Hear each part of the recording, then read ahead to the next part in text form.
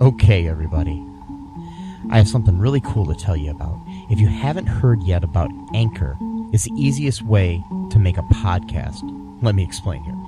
It's free. There are creation tools that allow you to record and edit your podcast right from your phone or computer. Anchor will distribute your podcast for you so it can be heard on Spotify, Apple Podcasts, Stitcher, and more. You can make money from your podcast with no minimum listenership. It's everything you need to make a podcast in one single place. Now, the way that you can do this is you got to download the free Anchor app or go to anchor.fm, and then you can get started. It's really fun. We just switched over recently here at All Too Real 2, and I'm enjoying it so far. So be sure to check it out and let us know what you think.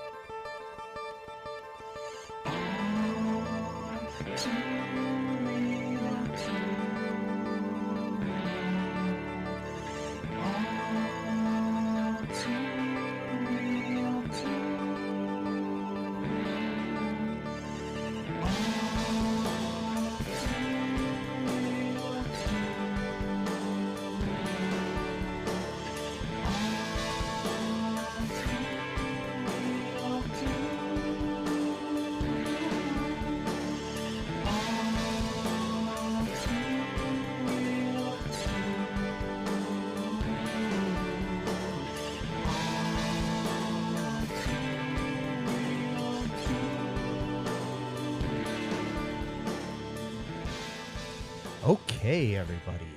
Welcome to the latest episode of All Too Real 2.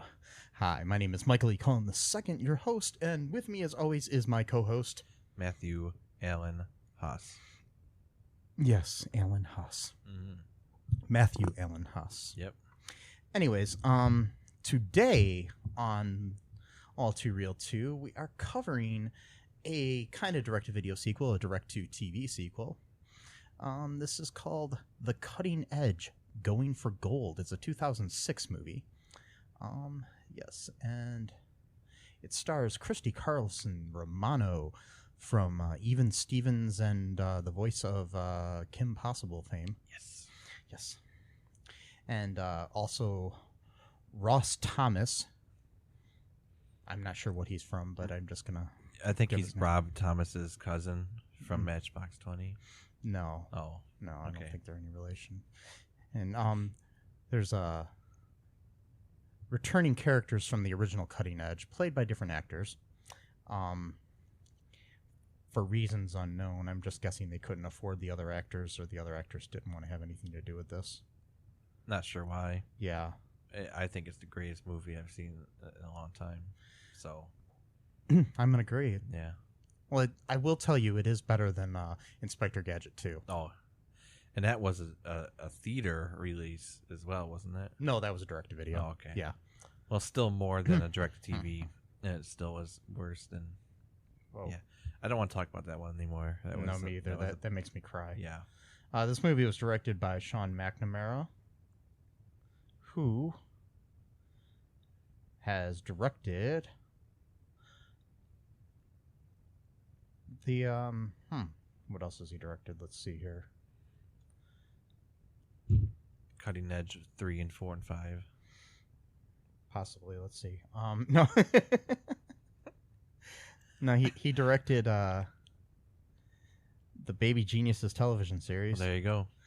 Baby Geniuses and the Space Baby video. The Miracle season.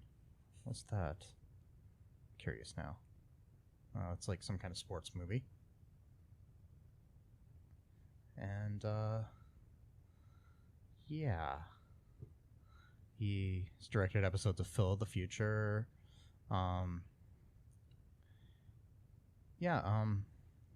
Secret World of Alex Mack back in the day.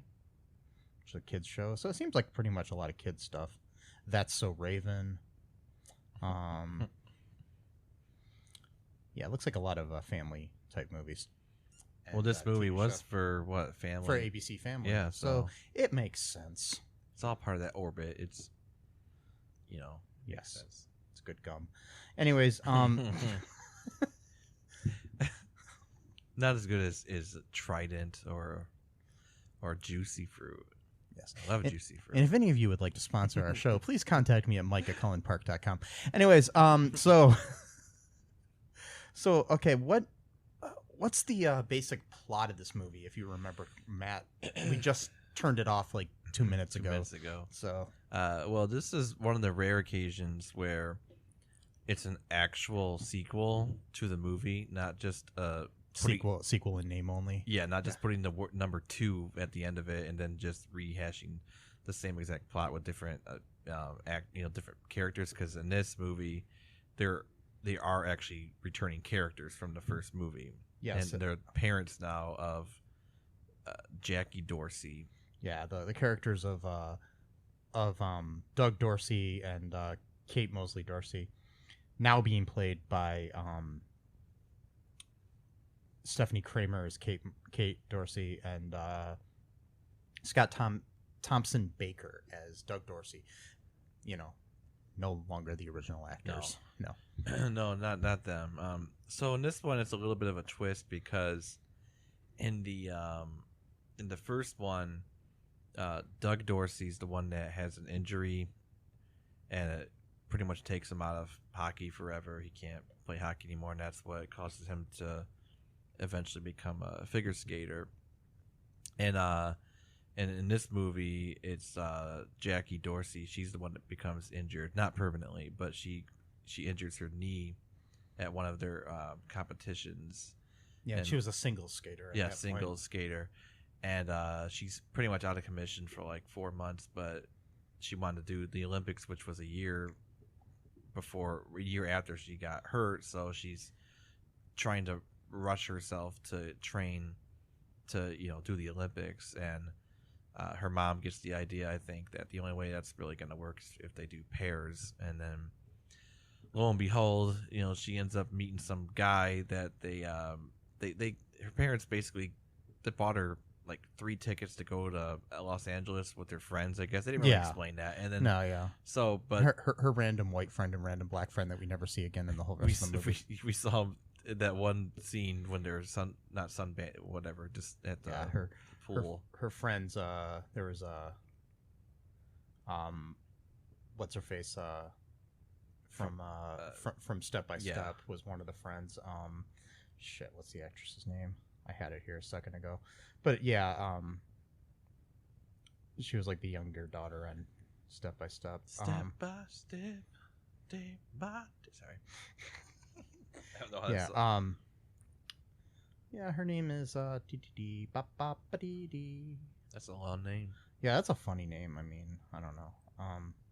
Is she even listed in the cast? I don't know. She had a line or a couple lines. She had a few lines. She had more than the black girl. Well, of course. Yeah. I mean, this is a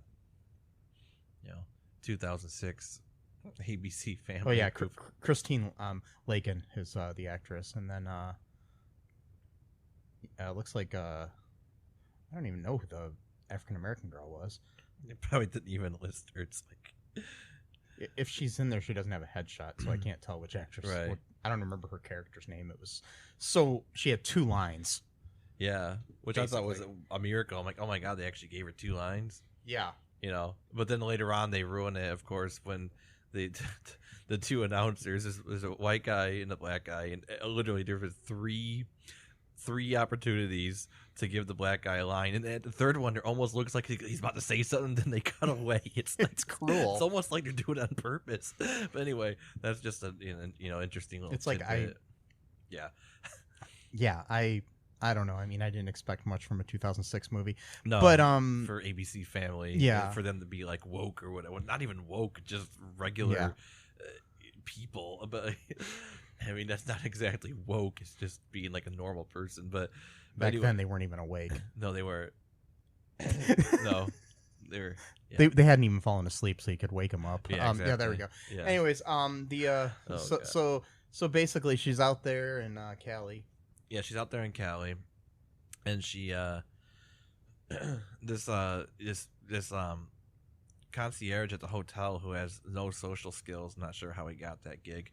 He ends up like, oh, I recognize you. You're the person that totally wiped out on the ice, and oh man, that must have hurt like hell. They used to replay that all the time, and asking her what she's been doing since she retired, and she's like, well, I didn't retire, and got all offended. So then she went to the beach where she's reading some like sci-fi book or something. I don't know what.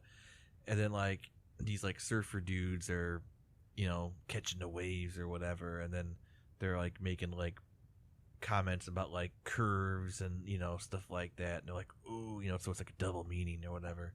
And then like they start talking, and like within like 2 hours, they're like already acting like they've been dating for like 3 or 4 weeks. Like their relationship just really took off. Like, we do have to mention the other surfer dude is played by Ryan Hansen from Party Down and Veronica Mars fame, which is funny because on Party Down he was often made fun of for playing kind of surfer type dudes and stuff, which is kind of funny. I think that was like a intentional, yeah. But yeah, I like Ryan Hansen. He's funny. He's hilarious, especially he has like a, I can't remember the name of it, but he has like a web series. I've seen like 1 or so episodes, and it's like it's called something like Ryan Hansen Solves Murders on Television. Oh wow, is what the total thing. It's on YouTube. But yeah, that's hilarious. Yeah, he's really great in Party Down. I love him. Yeah, so they're hanging out for a while. And I forgot what happens is that she's with her friends at the hotel, and she sees him pulling up like in this really sweet car. I think it was a Porsche, and they're like, oh, well, he must be doing really good for himself because he's like a professional, extreme athlete. Like he's that's the other thing. He's an extreme rollerblader. Yeah, and he was on a cover of some magazine that some girl wanted his autograph for or whatever. So she thought, he's making a lot of money from this because he's driving this car. And he gets out of the car and he's wearing his hotel uniform, so he's car valet. And then she got like all super embarrassed, in front of her rich friends, I guess, or whatever. Like, oh, this is Alex, this guy has a job. Like, what a piece of shit, type of thing or whatever. So then he gets kind of offended, like a normal regular person would, at being, snubbed by like that. And then she then goes to apologize to him, and he sulks for like the first of like 45 times in this movie because this guy's got like the worst temperament I've ever. Both of them have the worst temperament I've ever seen of anyone, any movie ever. Like literally anything can set either of them off completely at random, it seems. So he says like some mean things to her, she says some mean things to him. He stares at the beach some more and sulks. Cutscene to her back at home, training or something. And then cut to him with his buddy from Party Down at a bar watching the TV. And there's an interview talking about how she's doing pairs now and that they're going to do auditions for partners. So then he gets the idea that he's going to go then audition to be her partner. See where I'm getting at with this? So then her mom is talking to him on the ice, and she can't see him because his back is turned to her.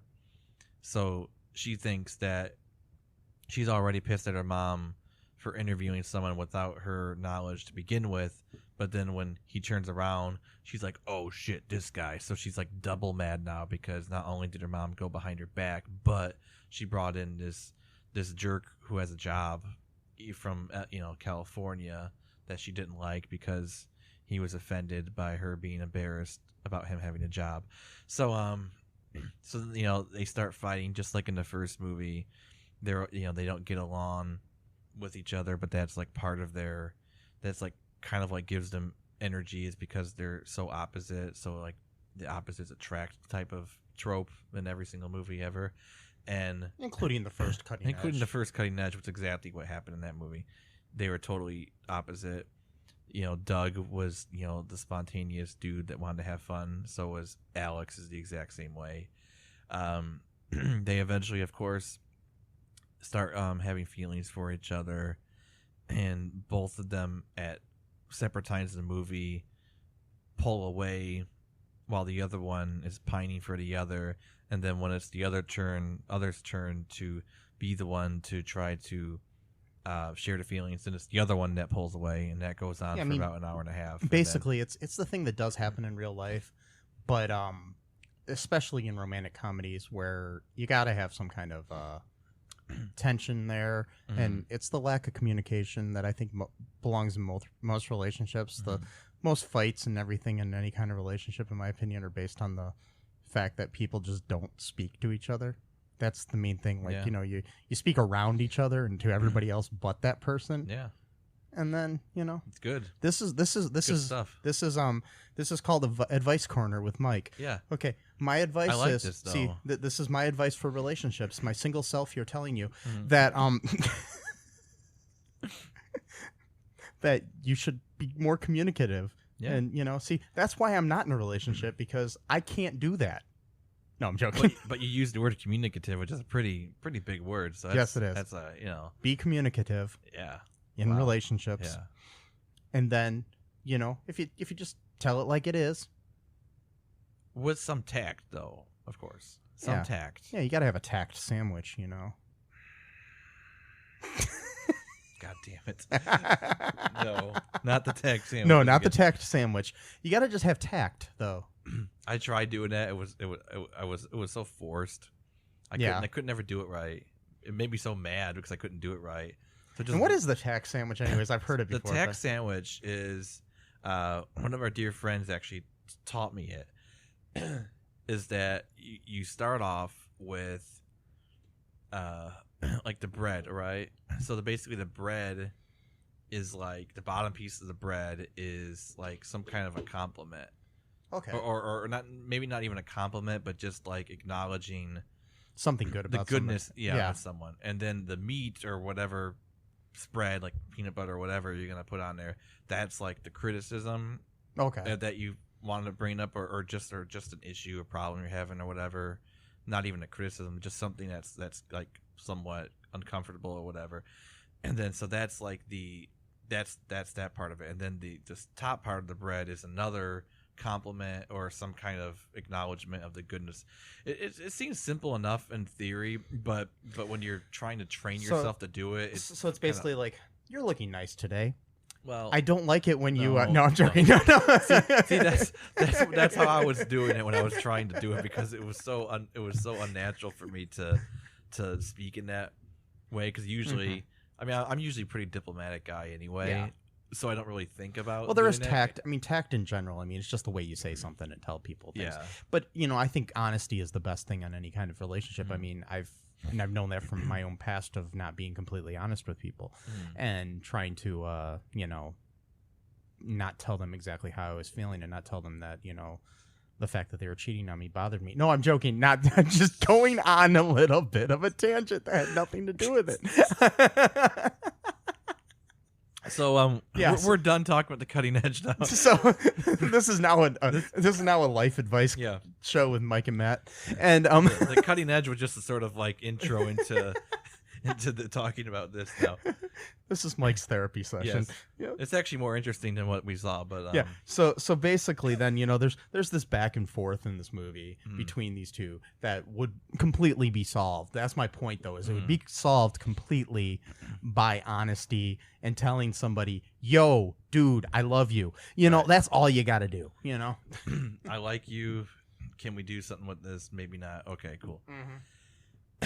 I had that issue with someone a long time ago, and it was just it was stupid. And then so do you want to talk more about what happened? Okay, so then basically now we find out as they're rehearsing, or was that what they call it? Not rehearsing. Well, maybe just practicing. Practice. That's what I'm looking for. Yeah. I'm so used to acting that I call it rehearsing. Well, kind of is. I mean, yeah.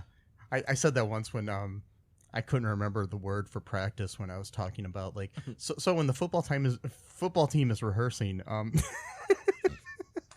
yeah, that just shows you how much I care about sports. Anyways, and they were rehearsing in their costumes. Wait, no, those are uniforms, right? Yeah.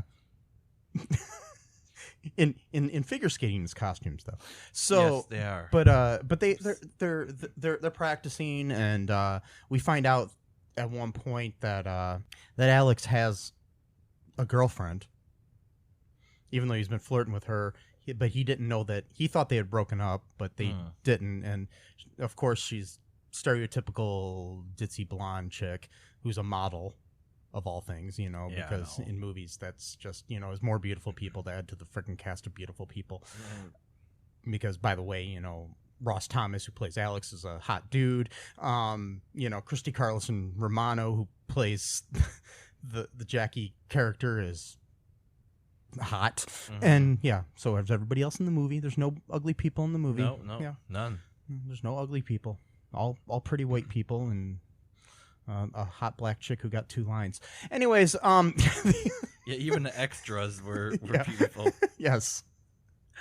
So, basically, that was my little tangent on that. I kind of go on tangents, by the way, if you haven't listened to the show before. But we find out about the girlfriend, and then he sends her home, basically breaks up with her. Because she kept making fun of him for figure skating. Yeah.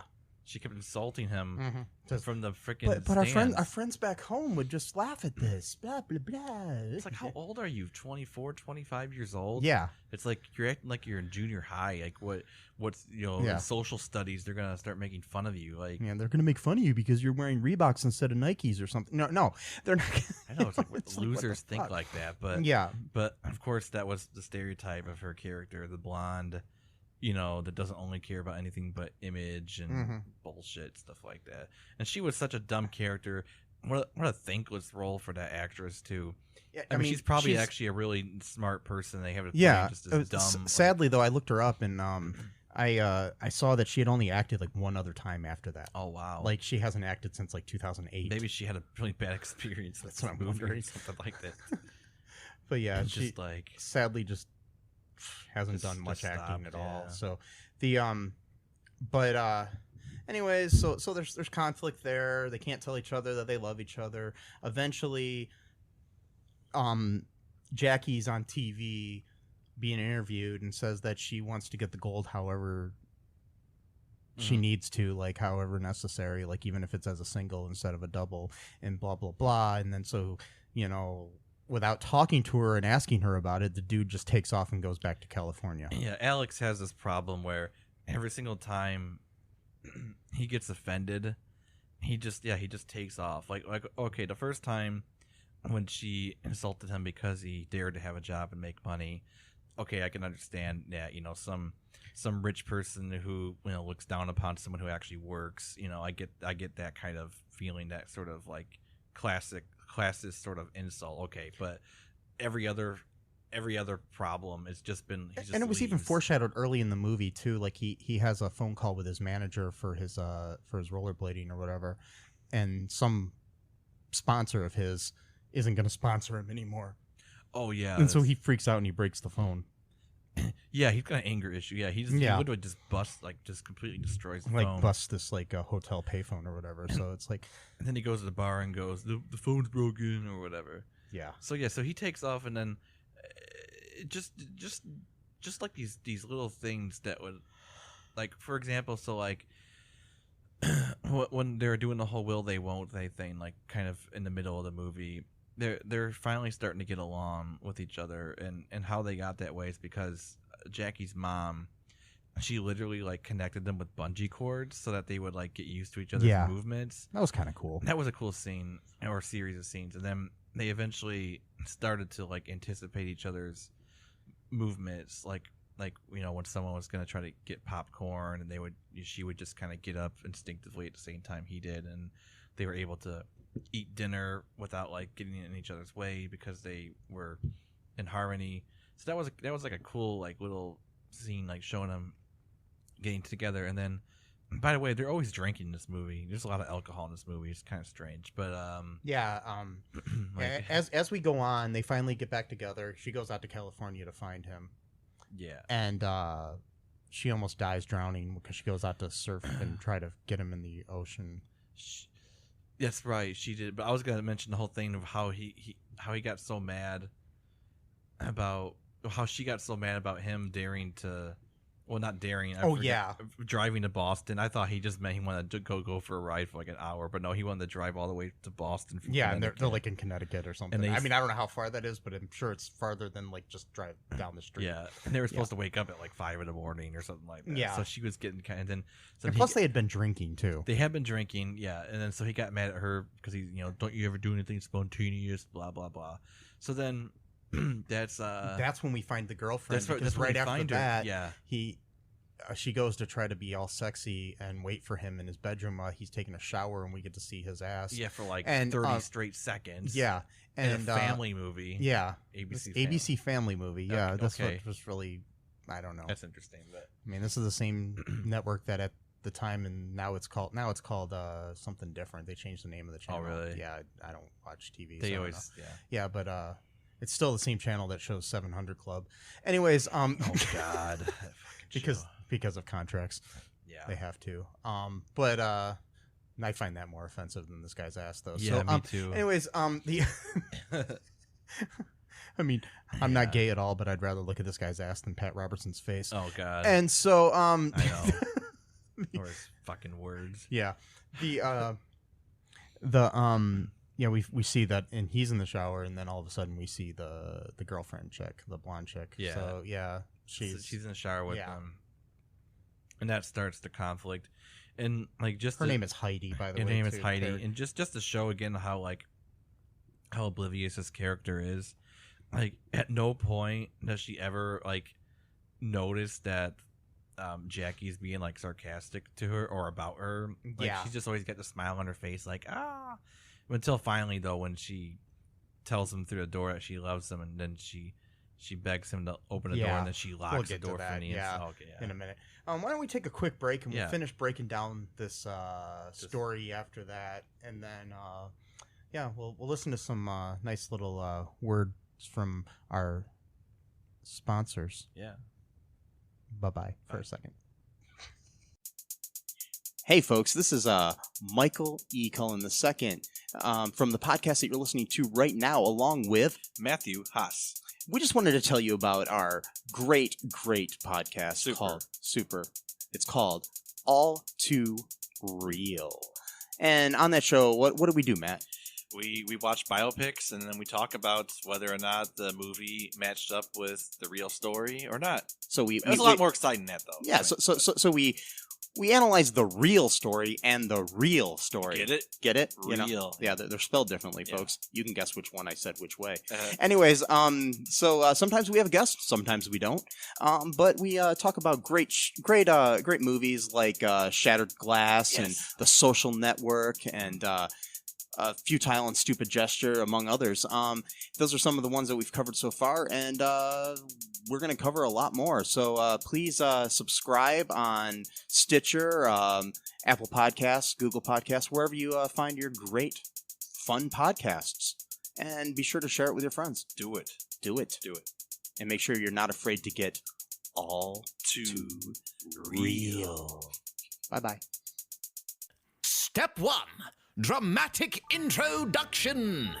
I am Magus Elgar. Magus Thadalor Elgar is one of the more respected casters in all of Hearth. The dragon bone plate in my skull probably needs its focus enchantment aligned. Though don't expect to go under his tutelage unscathed. Well, you know what they say. Pretension can turn intention into the best retention. Nobody says that. No, not really. You can hear Magus Elgar and his exciting adventures. Visit MagusElgar.com to download your copy today. Sponsors, products, services. That's what makes the world go around. Yes, it does. You know what? You know how you can help us, folks? You can partake of those products and or services. Yeah. And that'll help our show. We can continue to give you life advice, such as be honest. Yeah. And tell people how you feel. Yeah. Especially when they're cheating on you. Anyways, and be communicative. Yes. Communicative. Yes. That'll be our new podcast. It'll be Communicative with Mike C. Anyways, I like that. So, communication with Mikey C. Anyways, I like that. So basically, all right. So they're fighting back and forth. She goes out to Cali to convince him to come back after she was flirting with the idea of being a single skater again. Right. Which even when she said that, she was kind of just flustered about being interviewed, and she was just trying to think of something to say. So she wasn't. But yeah, even, he took off because he was misunderstanding just things temperamental, again, because people don't talk to each other in these fucking movies. I'm sorry, that's the thing that always pisses me off the most about romantic comedies in general. That's how they stretch out the movie to be an hour and a half. Otherwise, it would be like 15 minutes long. So then it is frustrating. No, God damn it, like because the point you want is when they get together. I mean, but once they're together, you know they're gonna fight and be angry at each other and probably break up in a year or two, anyways. But you want that whole riding off into the sunset together sort of thing. Yeah. You know, but you know, in the real world, most relationships have that tension, but in a romantic comedy, we have that tension before they get together. Yeah. But in the real world, people get together and then you have the tension. Right. A lot of times. A lot of times. I mean, there are situations I'm sure that are like this and like romantic comedies, but everybody wants to paint this. I don't know, this romantic brush stroke of the world that is not real, where that's how you fall in love, and you know it's the girl down the street who it's kind of awkward and cute and everything, and then she's gonna find this really hot dude, or this Patrick Dempsey sort of guy who pays a girl to pretend to date him, and then they end up falling in love. Oh wait, sorry. Anyways, can't buy me love. And so basically, anyways, she goes out there, she almost drowns. Yeah. In the ocean. After she steals some random woman's surfboard, and then the surfboard kind of went off to sea, and you never found out if this woman got her surfboard back. I feel bad for Probably that not. woman. I want to see that movie, the movie about the woman who's just on the beach one day, and Christy Carlson Romano comes over and steals her surfboard. And she tracks her down and then kills her. Well, No, well, wait. No. Well, you're talking about part 5 where it becomes a horror film. Yes, So because I want the Cutting Edge to become a horror series.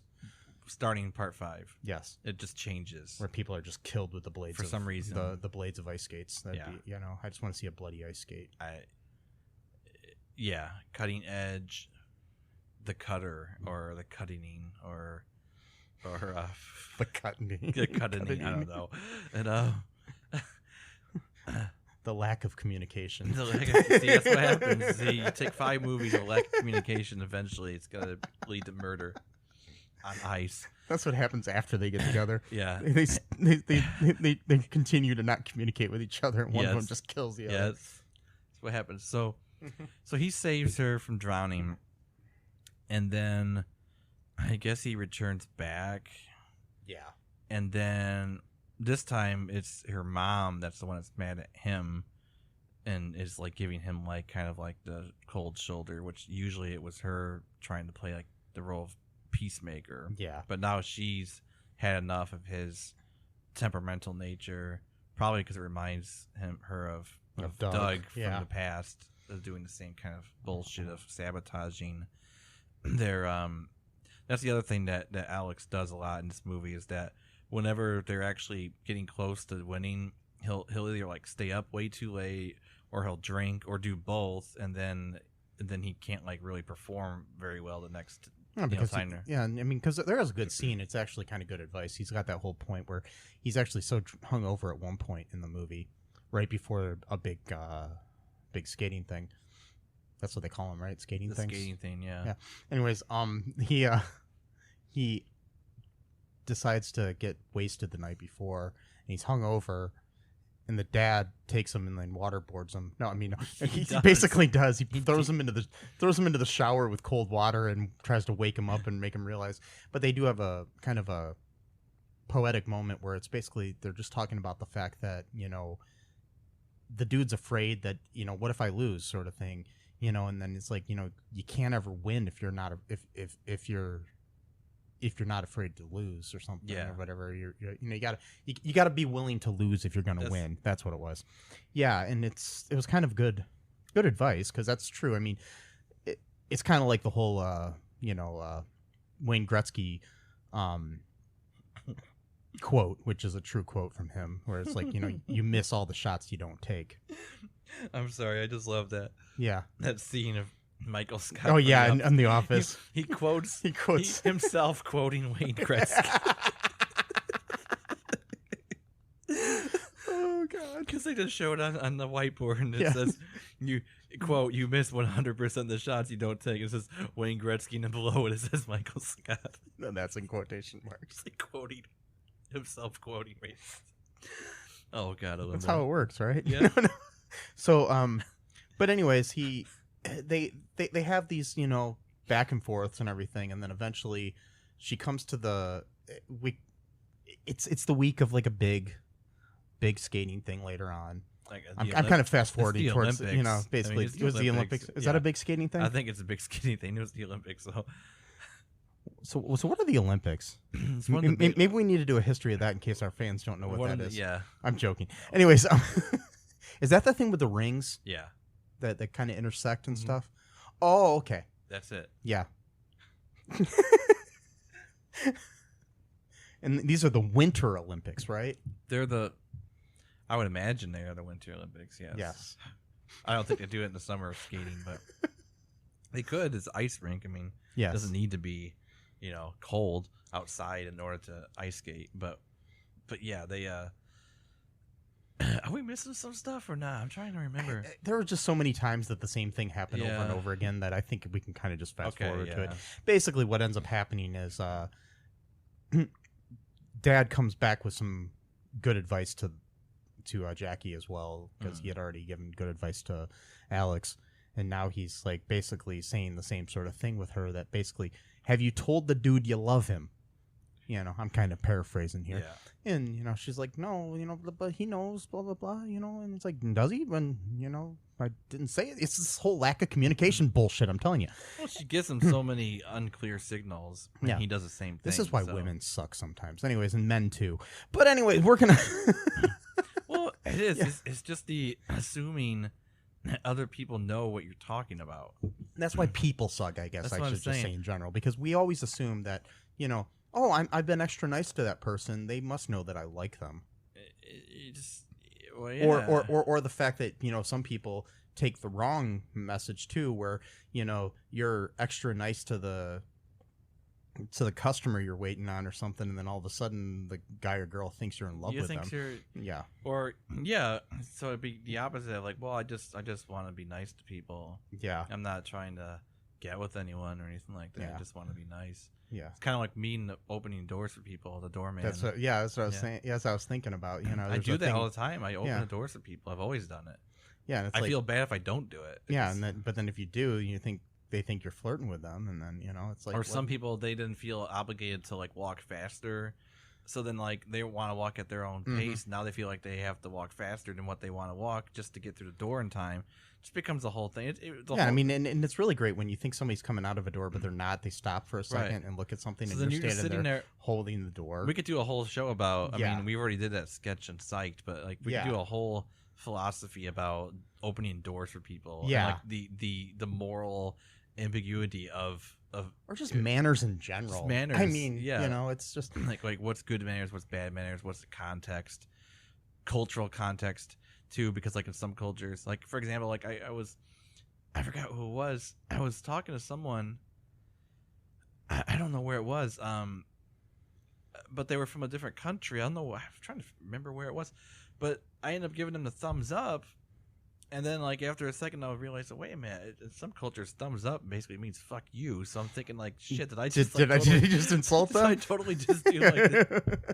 I'm trying to figure out who Yeah, I don't even remember who. I yeah, know I was but talking to still, it's someone, just the yeah. point that you never know.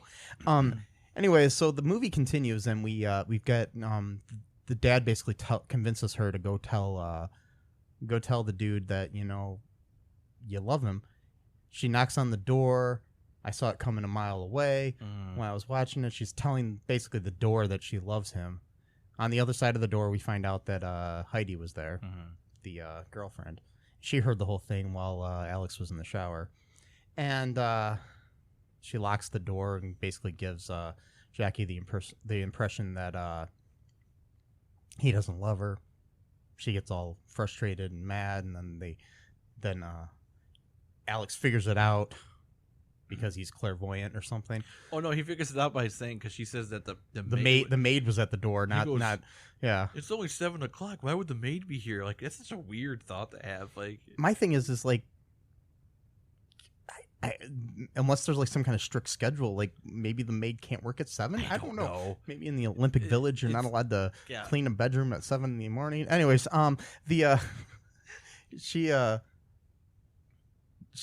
so he goes and runs after her, can't find her because she took off, and then they're about to go to the Olympics, and then they're on the ice, and he's finally says, "I've got to tell you something. I'm in love with you." Blah blah blah. Oh God, yeah. And then they have this great skating thing where they do these triple axels or whatever, and then they I'm assuming win. I think they won. I don't know, because it kind of just ends there. It ends with them kissing. Yeah, they kiss on the ice, and then they bow. And everyone cheers. And then you get a cheesy early 2000s sounding song on the soundtrack, and I had to turn it off because I couldn't stand it. Come on, that soundtrack is... I hope they sell that on, like, Columbia House CD. They still have Columbia House. I would sign up for Columbia House. What's a CD? No, I'm joking. Yeah. No. I would sign up for Columbia House, or what was the other one? BMG. BMG, just to get the soundtrack to Cutting Edge to... Going for the gold. Yes. And I hope it would be on a gold CD as well. Of course it would be. Or fuck it, a gold record even. Go vinyl with this. Yes. It's got to be on vinyl. Yeah. Anyways, let's take another quick break here, and then we'll come back, and we're going to... I want to take a look at some of the Internet Movie Database reviews of this movie. Hi, folks. This is Michael E. Cullen II from the podcast that you're listening to right now, along with manager Matthew Haas. You got promoted? Yes. Damn it. Okay, anyways, folks, do you like the show Superstore? Well, I don't know. I asked the folks and nobody's answering me. Because they're not here. Oh, but we love damn it. Yeah, we love it, though. Okay, folks, if you like it as much as we do, you're really going to like the Super Story podcast, which is a podcast where Matthew and I go episode by episode and give our little opinions and thoughts on it. Sometimes we have guests, sometimes we don't. Just depends on how we're feeling. Yeah. And, so if you like this podcast and like our little crazy banter, then you should definitely check this out. Or I might get sad. And when I get sad, it gets pretty sad. Yeah, so I can't deal with him when he's sad. Yeah, no one can really. So yeah. So check out Super Story Podcast right here where you get this podcast, Super Story Podcast. Okay, we're back. Hope you enjoyed those products and or services. I did. I'm enjoying them right now, actually. Are you? Mm-hmm. I like that one. Yeah. You know which one I'm talking about? The one with the straw in it. I have no clue what you're talking about. I don't know. Whatever. The one that had the words in it. The one that's got like a substance involved in like a texture of some type that you can feel, touch, smell, and maybe or listen to, or taste, or listen to. Something. Yes. Anyways, we're back, and I'm gonna read a couple of reviews here from the Internet Movie Database on this film. Here's one from somebody named Kimmy Bim 26. This was posted in April. Good friend of mine. Yes, Kimmy Bim. Shout out. Anyways, this was written back in 2006, the same year that the movie came out. And her headline for her 1 out of 10 stars is, "Do not watch this movie if you treasure your sanity. I cannot express in words how awful this movie is. Maybe if you gouge your eyes out, graciously overlook the ridiculously bad writing and acting, and try not to compare it with the infinitely better original, you might walk away only moderately traumatized. Personally, I feel like I need a shower after seeing it. The sequel has all the silliness of The Cutting Edge with none of the charm, not to mention none of the original cast. If I could give it a negative rating, I would gladly do so. It's an unnecessary film that is so bad it almost goes so far as to ruin the original." I hate that phrase. Anyways, I would rather see Kate and Doug get hit by a Zamboni than believe that their union spawned this Jackie creature. Horrible props to D.B. Sweeney and Moira Kelly for skating away from this clear disaster. So, okay. My comment on this. I hate it when somebody says a sequel or a remake ruins the original. It's still there. People, it's out there. But it means that the what's in the future is now canon. So therefore, anything in the original means that it spawned that thing. So that has affected the past in some way. But it hasn't. Well, in a way it has, because if the past and present and future are all connected in some way. So But my thing is okay. I don't agree with her that the movie's that bad. No, but let's say I watched, Return of the Jedi in theaters when I was a kid. Okay, when it came out. I had this great time when I watched it. All right, then the prequels came out. Did that ruin the experience I had when I was, a little kid watching the movie in theaters? No, it didn't ruin the experience. I just mean that, like, if it changes the story in some way that the person doesn't. Again, we're talking about the cutting edge. But what I'm getting at is that the cutting edge 2 does not negate the fact that the cutting edge existed. No, it doesn't. And you can still go back and watch that movie and just say, "Hey, I saw this other piece of shit movie." No, that wasn't a good movie. Yeah. What I'm saying is that no, and I'm not calling the cutting edge piece of shit. Oh, okay. I'm calling the sequel, which I don't think is actually a piece of shit. I'm just going from Kimmy Bim's point of view here.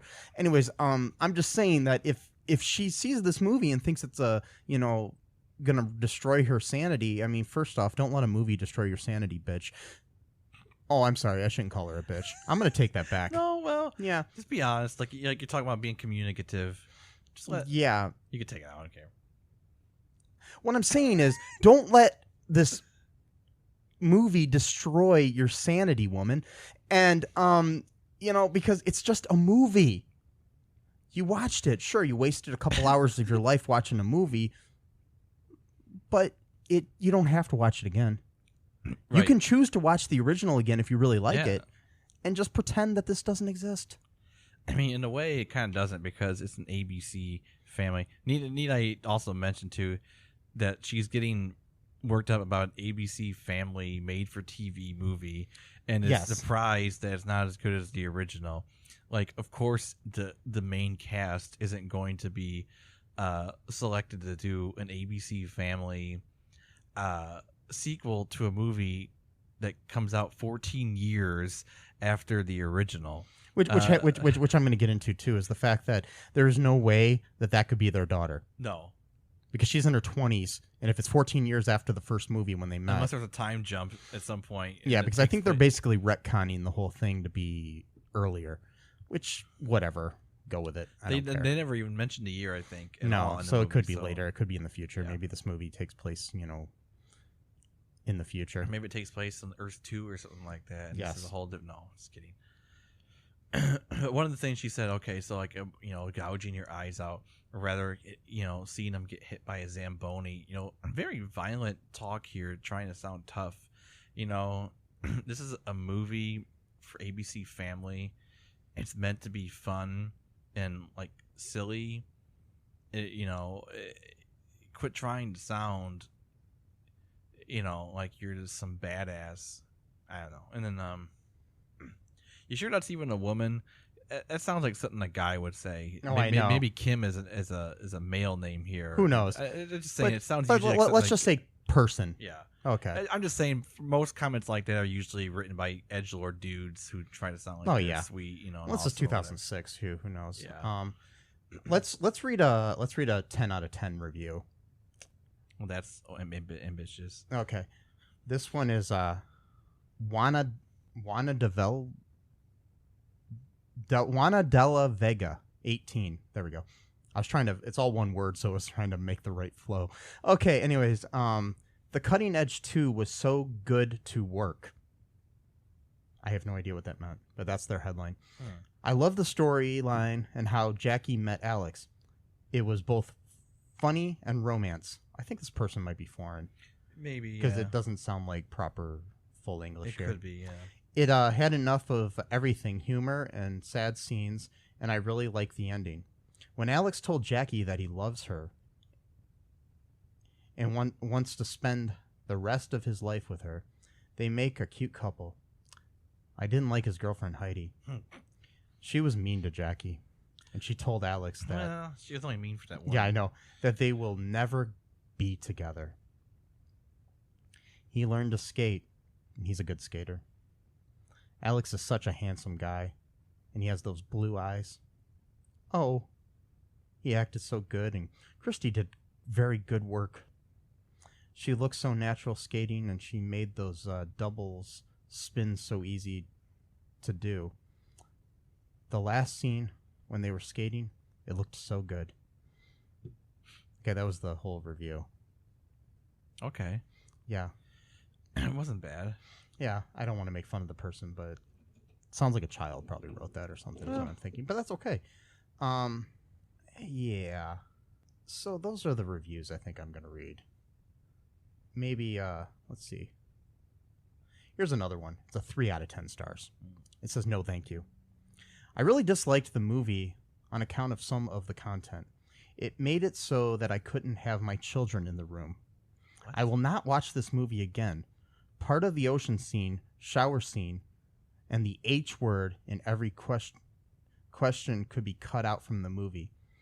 It would be an extremely wonderful movie, but because those scenes were included in this movie, it should be R-rated.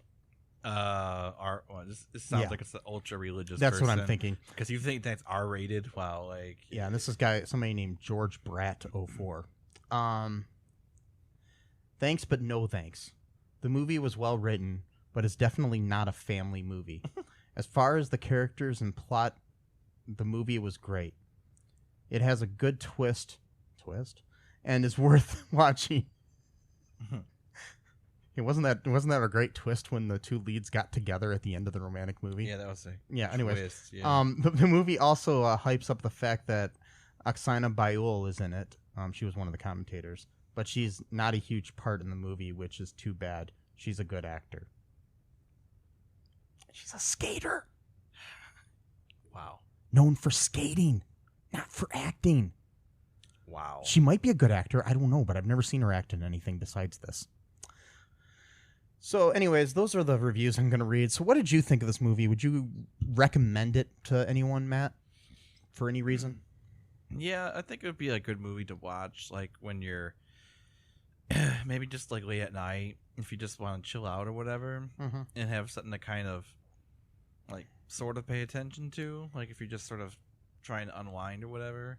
Like those are the kind of movies I usually like to watch. Like if I usually like come home late or whatever, and I just want to unwind for a bit, I usually just watch like kind of easygoing type of movies, like where there's not like a whole lot of Not a lot of thinking needed. yeah, like not a yeah. big plot, but just something that's kind of enjoyable and it just kind of makes you feel Mhm. good. I mean, this movie is definitely not as good as the original, Mm. but I did like it, actually, which is surprising. From all the movies that we've watched so far that are the direct-to-video sequels, probably this and Honey, We Shrunk Ourselves are my two favorite, Yeah, which yeah. is funny. But, yeah. They are the two. Yeah, they are the two best ones. But that freaking statue though, at the end of Honey. Oh, I know. That was kind of, yeah. I mean, I did kind of like Sandlot, too, a little bit as well. But, I Yeah. mean, some of these I actually enjoy more than I'm probably letting on. But, that's neither here nor there. You know what? I have one more comment though. Yeah. I bet you that woman or that Kimmy who said this was such a terrible movie, I bet you that person also probably gave Tooth Fairy 2 like a 10 out of 10. Yeah. I'm just guessing. How can you even find out if they... I don't know. Let's see what else they've reviewed. Can you do that? Oh, you can actually check how many things they review. Oh, God. So I just looked it up, and that's the only movie that they have reviewed. So They're like, who knows what else they think of other great films that we've covered. one-hit wonder. Yes. So, if you're out there listening, Kimmy Bim, thanks. And Thank you. Appreciate your feedback. Yes. Please write us. You can contact me at mike@cullenpark.com and, look for us on Twitter and Facebooks and Twitters and the Facebooks and the Instagrams. And what else? All the social medias. I'm adding S's to everything's. All the social medias. Yes. So for now, hopefully that this podcast didn't destroy your insanity. I mean, destroy your sanity. Destroy your insanity. I like that. Destroy your insanity. Hopefully it didn't destroy your I insanity want and you make to be you insane, yeah. make you, not insane anymore. So, anything else here, Matt? No, just be good and enjoy yourself. If you want to watch this movie, get some popcorn. Maybe I think it's it's a good Saturday afternoon. That's what I was saying. It's a good movie to watch if you want to pay attention a little bit, but you don't have to pay attention to every scene. It's a good thing to have on. Like you're cleaning your apartment and you got this on in the background. Yeah. Well, like I said too, usually when I come home from these podcasts late at night, I can't go straight to bed right after. I gotta watch TV for a while, and usually I just watch stuff that's just easy going. I don't watch anything. So tonight when you get home, you're gonna watch this again, right? Probably not this. I might watch. I might watch the first one. Yeah, maybe the third one. Yeah, no. We may cover the third and fourth in the future. We'll wait and see. If you want us to, please write us and let us know. But for now, the All Too Real podcast thing is closed here. Goodbye, everybody. Bye-bye. Thanks for listening to All Too Real 2 podcast, a Cullen Park production. Produced and edited by Michael E. Cullen II. Music by Matthew Hawes. Subscribe and share the show. Visit us at cullenpark.com.